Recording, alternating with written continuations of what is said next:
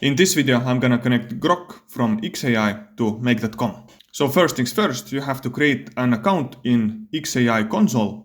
Here what you have to do is add credits. Here on the left side, go to billing. And here what you have also is purchase credits. And here you can fill out all the information about yourself. So I'm gonna fill out all the payment information. So now it's gonna generate me an invoice. Purchase is done. And now what I can do is go to API keys. And here create an API key. Rename it and then create API key. So now I have my API key, I'm gonna copy it, go to make. Here in make I'm gonna choose xAI module, for example create a competition, and here click add. I'm gonna rename it and paste API key over here, and then click save. And that's it, it has connected to xAI, and now you can use Grok in the make.com. It is especially interesting because you have all those new Grok versions like Grok 4 and Grok 4 image.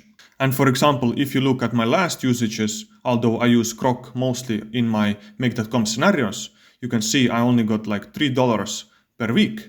Or for example, in September I used $4, in August also $4.